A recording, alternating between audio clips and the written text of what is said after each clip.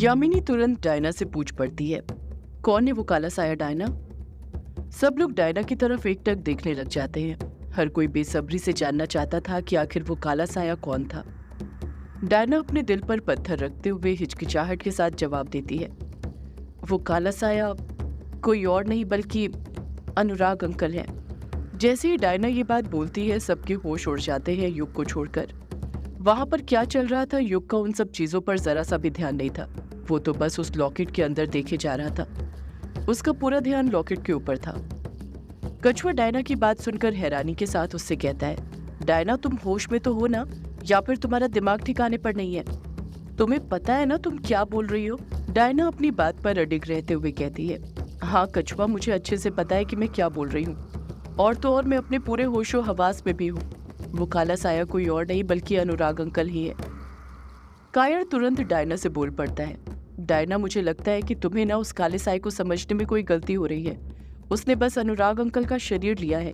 वो काला साया अनुराग अंकल नहीं है। डायना अभी भी अपनी बात पर कायम रहती है और अपनी बात पर जोर देते हुए कहती है, कायर, मुझसे समझने में कोई गलती नहीं हुई है। वो काला साया कोई और नहीं बल्कि अनुराग अंकल ही है। यकीन करो मेरी बात का। अभिमन्यु डायना की तरफ एकटक देखते हुए उससे पूछ पड़ता है, तुम किस बुनियाद पर कह सकती हो डायना कि वो काला साया कोई और नहीं बल्कि अनुराग अंकल ही है? डायना अभिमन्यु को सब कुछ समझाते हुए कहती है, तुम्हें याद है अभी वो रात, जिस रात उस काले साये ने मुझ पर हमला किया था? अभिमन्यु नम लहजे के साथ कहता है, मैं उस रात को कैसे भूल सकता हूँ डायना।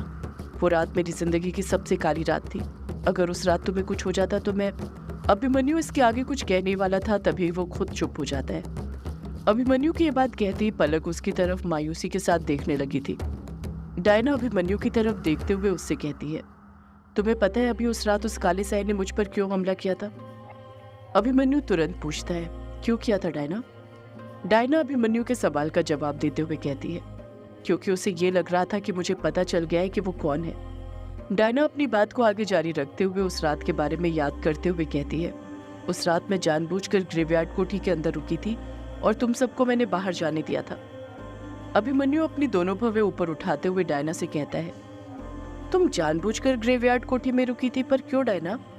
डायना जवाब देती है, हरे हीरे के लिए। अभी मैं जानती थी कि वो हरा हीरा तुम्हारे पास है और उसकी शक्तियां भी तुम्हारी हो चुकी है, पर मैंने सोच लिया था उसे मैं पा कर रहूंगी। शायद जब वो मेरे हाथ लग जाए तो अपने मंत्रों की शक्ति से मैं उसकी शक्तियों को अपना बना सकूं। इसी मकसद से तुम्हारे जाने के बाद ही मैंने उस हरे हीरे को, जिसे तुमने एकास्त्र में लगा दिया था, उसे तलाशना शुरू कर दिया था। मुझे लगा था तुम उसे ग्रेवयार्ड कोठी में ही रख कर गए होगे। इतना कहकर डायना चुप हो जाती है। सभी लोग बड़े गौर से डायना की तरफ देखते हुए उसकी सारी बातें सुन रहे थे, सिवाय युग के। वो अभी भी लॉकेट के अंदर ही देख रहा था। डायना फिर बोल पड़ती है, जब मैं हरे हीरे को ग्रेवयार्ड कोठी में तलाश रही थी तो उसे तलाशते हुए उस कमरे में पहुंच गई थी जहां पर अनुराग अंकल और महाडायन रहते थे पहले, उनके बेडरूम के अंदर। उसी बेडरूम के अंदर एक अलमारी थी जिसके अंदर एक काला ब्लेजर रखा हुआ था, जिसकी जेब के अंदर एक कागज रखा हुआ था।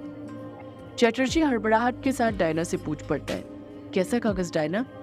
डायना चटर्जी के सवाल का जवाब देते हुए कहती है, अनुराग अंकल जो यक्षिणी की कहानी लिख रहे थे उसके ड्राफ्ट का कागज। वो मुझे एक रूपरेखा की तरह लग रहा था जो हर लेखक अपनी कहानी लिखने से पहले लिखता है। सब खामोशी के साथ डायना की सारी बातें सुनते रहते हैं। डायना फिर बोल पड़ती है, जब मैंने उस कागज को देखा तो पहले तो मैं समझ ही नहीं पाई कि आखिर वो कागज है क्या चीज और उस ब्लेजर के अंदर क्यों रखा हुआ था। पर जब मैंने उसे गौर से देखा तो उसके अंदर डॉटेड लाइन करके कुछ छोटे छोटे चित्र बने हुए थे, जिसमें ग्रेवयार्ड कोठी, काला झाड़ी जंगल और किश्नोई नदी बनी हुई थी। मैं समझ गई थी कि वो सब अनुराग अंकल ने बनाए होंगे अपने समझने के लिए। हर लेखक कहानी लिखने से पहले यही करता है, उस जगह का नक्शा बनाता है जिस जगह के बारे में वो कहानी लिखने वाला होता है, ताकि उस जगह को अच्छे से समझ सके। कछुआ डायना को बीच में टोकते हुए कहता है, और क्या था उस कागज में डायना? डायना कछुए के सवाल का जवाब देते हुए कहती है, और उस कागज के सबसे ऊपर एक हेडिंग डली हुई थी। कायर तुरंत डायना से पूछ पड़ता है, कैसी हेडिंग डायना? डायना जवाब देती है, यक्षिणी एक डायन की। उसी को देखकर तो मैं समझी थी कि मेरे हाथ यक्षिणी की कहानी की रूपरेखा का कागज लगा है। डायना उस कागज के बारे में और याद करते हुए कहती है, उस कागज के अंदर ही कुछ पॉइंट्स लिखे हुए थे, जैसे वो पॉइंट्स चैप्टर के नाम हो जो अनुराग अंकल अपनी कहानी में लिखने वाले हो। मुझे आज भी वो पूरे पॉइंट्स याद हैं, मैं उन्हें कभी नहीं भूल सकती। यामिनी डायना से पूछती है, क्या थे वो पॉइंट्स डायना? डायना अपने दिमाग पर जोर देते हुए यामिनी के सवाल का जवाब देते हुए कहती है, पहला पॉइंट था यक्षिणी कौन है, दूसरा पॉइंट था यक्षिणी एक देवी या डायन, तीसरा और चौथा पॉइंट मेरी समझ में नहीं आ रहा था। कछुआ फिर डायना से पूछ पड़ता है, तीसरा और चौथा पॉइंट तुम्हारे समझ नहीं आ रहा था, पर क्यों डायना? डायना जवाब देती है, क्योंकि वो पॉइंट्स बहुत ही बारीक अक्षर में लिखे हुए थे। सिर्फ बारीक ही नहीं, बल्कि वो पॉइंट्स एक दूसरी ही अलग लैंग्वेज में लिखे हुए थे। इतना कहकर डायना चुप हो जाती है। उसकी आंखों में डर नजर आने लग जाता है, जैसे उस पल को याद करके आज भी उसकी रूह कांप रही हो। डायना के हाथ पैर कांपने लग गए थे। यामिनी तुरंत डायना से पूछ पड़ती है, तुम चुप क्यों हो गई डायना? और क्या था उस कागज में? डायना जवाब देती है, उस कागज में और भी पॉइंट्स लिखे हुए थे। जब मेरे वो समझ में नहीं आए तो मैं आगे के पॉइंट्स पढ़ने लग गई थी। उसमें जो 5वां पॉइंट्स लिखा हुआ था उसकी हेडिंग थी यक्षिणी और लेखक बाबू में बिसाहा। मैं 6वां पॉइंट पढ़ती उससे पहले वो काला साया वहां पर आ गया और उसने मुझ पर हमला कर दिया। अभिमन्यु कुछ सोचते हुए कहता है, पर ये कैसे हो सकता है? अनुराग अंकल जो यक्षिणी पर कहानी लिख रहे थे उसके चैप्टर के नाम तो कुछ और थे ना? उन्होंने पहले जो रूपरेखा लिखी थी उसकी हेडिंग कुछ और थी, ये नहीं। डायना जवाब देती है, ये सब मुझे नहीं पता अभी, मैं तो तुम्हें वही बता रही हूँ जो मैंने उस कागज में पढ़ा था। अभिमन्यु खामोशी खड़ा रहता है और अनुराग ने पहले जो कहानी लिखी थी उसके चैप्टरों के बारे में सोचने लग जाता है। कछुआ डायना से झट से बोल पड़ता है, डायना, पर इन सब चीजों में कहाँ ये साबित होता है कि वो काला साया अनुराग अंकल का है? डायना तुरंत कछुए के सवाल का जवाब देते हुए बोल पड़ती है, कछुआ तुम्हें पता है उस कागज में जो तीसरी और चौथी हेडिंग थी उसमें क्या लिखा हुआ था?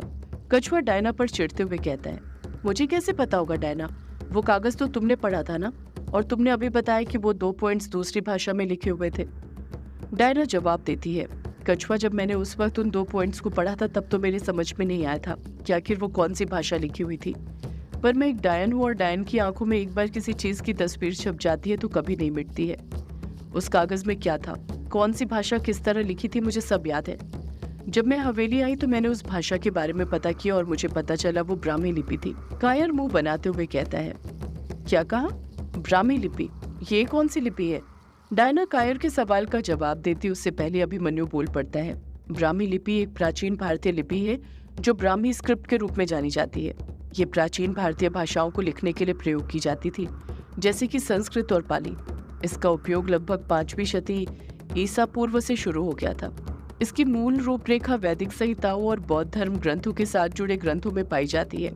ये एक सरल और प्रकारगत लिपि है जिसमें अक्षरों को वर्णानुक्रम में लिखा जाता है।